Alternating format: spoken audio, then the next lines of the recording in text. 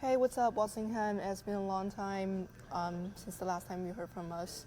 So I hope you guys are doing good, and let's see what are the news. First up, we're going to talk about our junior and sophomore retreats, so let's go learn some about that.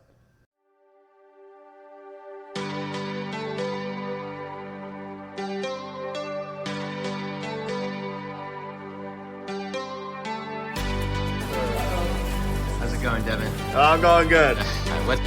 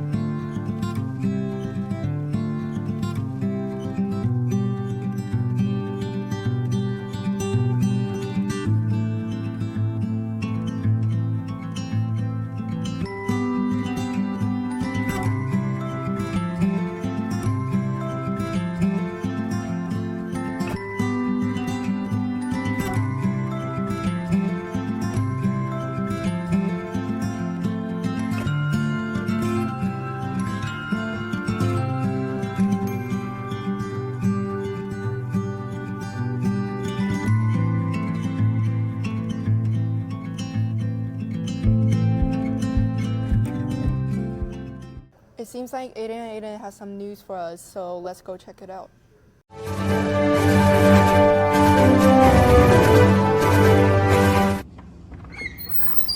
I'm Aiden. And I'm Aiden. Welcome to our 5th segment Of Aiden News. I'm Aiden. And I'm Aiden. Welcome to our 6th segment Of Aiden News. Open mic night next Friday. Shredathon, Saturday 8 to 11. Get out of my classroom. NHS induction next Sunday the 28th. And our upper school May surroundings May 3rd. AP exams May 6th through the 17th. Prom is May 18th. Thank you for watching. Aiden And Aiden. News!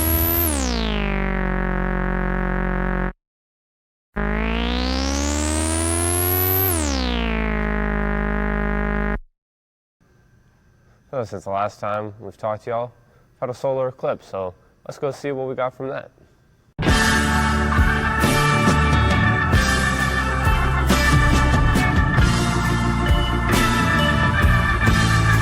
On April 8th, our first day back from school is the solar eclipse. This is an exciting event. We will have 80% totality, and that means we'll see a very large chunk of the sun blocked by the moon. How does a solar eclipse work? The Earth goes around the sun and the moon goes around the Earth. And you'd think, why aren't they lined up perfectly every month? Solar eclipse works when all three are perfectly lined up. But the moon's path is a little off from the others. So this is a special and rare event occurring. When the sun and the moon and the earth perfectly align, just like that, the moon is so much closer to Earth than the sun. Even though the sun's larger, they appear to be the same size and it will block the path. And this is a particularly special one because the sun's orbit is a little closer and the moon will perfectly block it. We had an eclipse a few years back and that was called an annular eclipse. The sun was farther away and the sun's light peeked around the moon the whole time. So that is what we're talking about with our eclipse. So get ready on April 8th. With this new solar eclipse coming, there are some important safety rules you gotta know. Now, I don't know them, but luckily we got Mr. Mole here and Alex Paxton to tell us all about them. Right, so like staring into the sun at all, you really shouldn't stare into the sun. It's not a good idea. So for this eclipse, we have these very special glasses that basically help get rid of some of the light. And though it helps get rid of that light, you still shouldn't look at the sun but for so long. In fact, I think the eclipse is actually about to happen. So you put the glasses on like this, and you get a couple good seconds at the sun, and then you look away. Isn't that right, Alex? Ah! My eyes! Don't look at the sun. It's not good.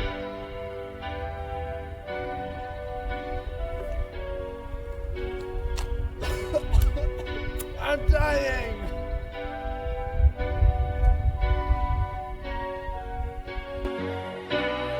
Blinded by science. I think the solar eclipse is really cool. It's like the next one that's gonna be like coming through here exactly is like in 400 years, so it's pretty cool. But the next solar eclipse in North America is like 20 years, so it's still pretty cool. I'm gonna be very scared because it's gonna be dark and I'm scared of the dark.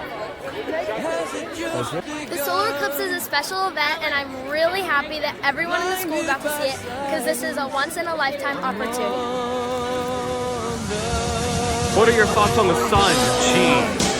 It's Okay, thank you. What about you, Ben? Alex? You? Okay, he looked at the sun. What are you're back again? Yeah, so I took a look and sorry, is the camera over? Oh. Yeah, he's right there. Yeah. It's great. It's it's waxing right now. Yep. Clay, what about you? What you got about the sun? Looks like a cheese wedge.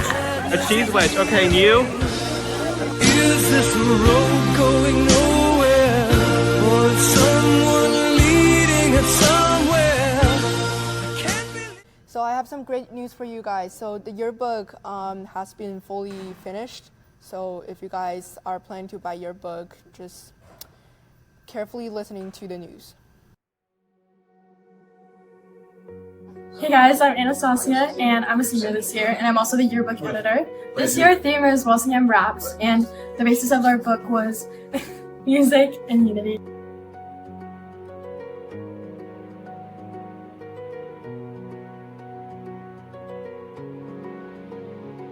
We will distribute the yearbook during the senior unity lunch, and then for the underclassmen, they will get theirs the last week of school.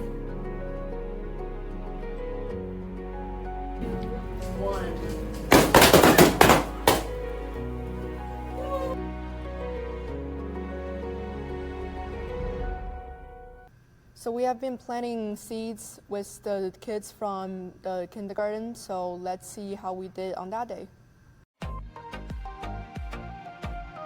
What we're doing today. So Mercy Ministries and Key Club are planting flowers with the lower school students. We have pre-K 3 and pre-K 4. It's a senior thing, so hopefully it'll be a tradition for years to come. Very good. We're just trying to help the prayer garden out. There's a lot of beds that don't really have many plants in them, so we figured if we can kind of try to connect the lower school and upper school to regrow the prayer garden with some new plants and everything, then it would be really nice. Awesome. Good, Mandy.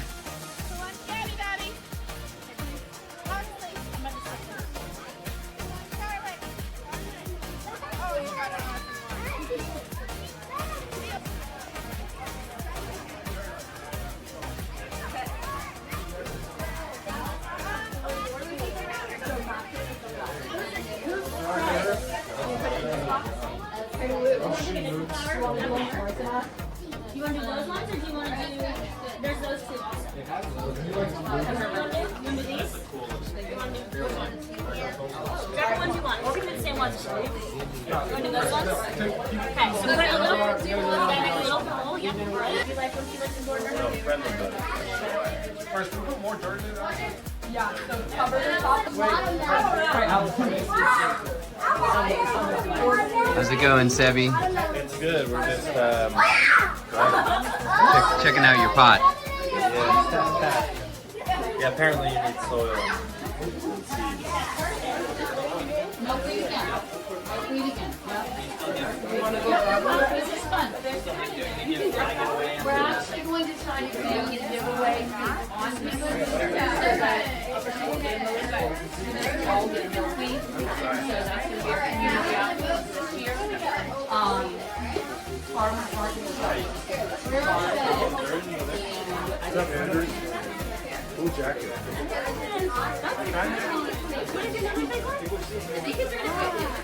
Right here. Now we gotta go pick up those excited about delivering parts of the party. I thought that's a big one. Black one's good.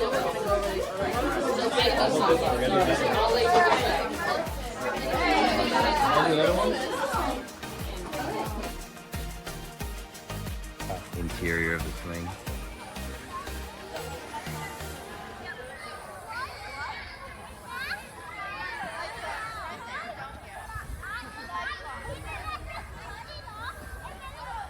Coming up on April 26th, we have a dress down day. It's a $2 dress down day, so let's go raise some money for the One Child Center for Autism. All right. Would you like to state your name for the audience? Sure. My name is Julie Cullifer, and I'm the Executive Director of One Child Center for Autism. Okay. So, first of all, I'd like to hear a little bit about what the mission of your organization is. Elaborate on that a little bit. Okay. The mission of our organization is to provide services and support to children and families affected by autism and other developmental differences.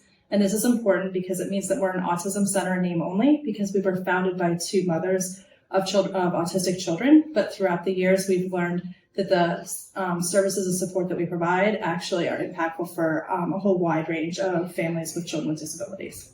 All right. How many kids do you provide care to? That's a tricky question. It largely depends on what program you're talking about.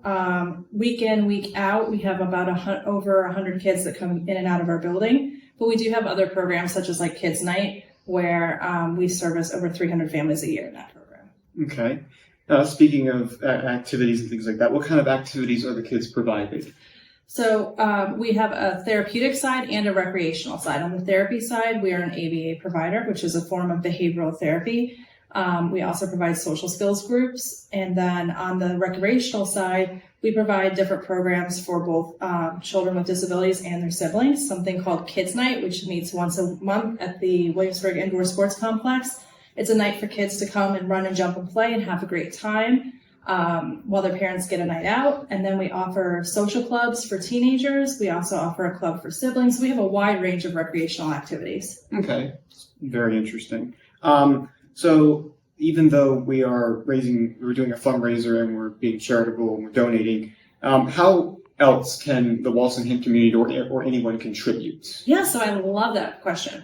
So what I just mentioned, Kids Night, and Kids Night is a great way to volunteer. We encourage anyone who has completed the 8th grade, they can come and volunteer for that. We need about 30 to 40 volunteers a month, and it is held monthly, so we are constantly looking for volunteers. And one of the cool things about Kids Night is that individuals often come and volunteer, find they love it, and then they sign up for like the rest of the year. So that's a really cool thing. Then next Friday on April 26th, we're holding a carnival because we are celebrating, it's the conclusion of our 10th year. We've been in service, providing services to the greater Williamsburg area for a little over 10 years now. And also we just purchased our building. And so the carnival, we need volunteers to help with things like running games, hanging out with the kids when they're in the petting zoo, some help with parking. Like we have lots of different cool opportunities for that as well. Okay, and then to follow up on that, volunteers, do they require any special training in order to help out? No. So for Kids Night, we provide a quick training, but the reality of it is Kids Night is really about kids being kids. And so we just want our volunteers to treat them like kids, not like kids with disabilities, just kids. Okay. So no, there's no training required for those two programs. That makes some sense. And then the last question I have for you is, what age groups are provided care? It depends on the program, but we help children from ages as young as a little under 2 to as old as 18. If someone is in our services and they turn 18, they actually stay with us. So we have individuals as old as 21 or 22 that we also serve. Okay. And then how, as Walsingham students or as just people in general or potential volunteers, how can we relate to them? I think that's a really fascinating and cool question. And I would say, first and foremost, they're individuals like yourselves, and they're children, and they're teenagers, and they have the same, interests. Now, the interests may not be at the same age level that you have, but they are people first. And if you relate to them as people first and you value them as human beings, then that's all you need. All right. Well, thank you very much for coming by and thank you for inviting me. Helping me with this interview, helping us with this interview. Thanks, Allison, for organizing all this. This is really just a way for us to raise awareness for what people are actually going to be contributing to next Friday as part of their $2 dress down day. And I think it's really cool. And I guess the third last thing I'd like to ask you is, how can other people contribute? How can we donate? Where can we go to donate? So if you go to our website, which is onechildcenterforautism.org, there is actually a donate button. So you can donate that way. If you come to the carnival, there'll be opportunities to donate, including we keep an Amazon wish list. And so you can always purchase something off the wish list as well. All right. Well, once again, thank you very much for taking time out of your day. I think that's about it. That's all we have for today. See you next time, Walsingham. Yay, go Trojans.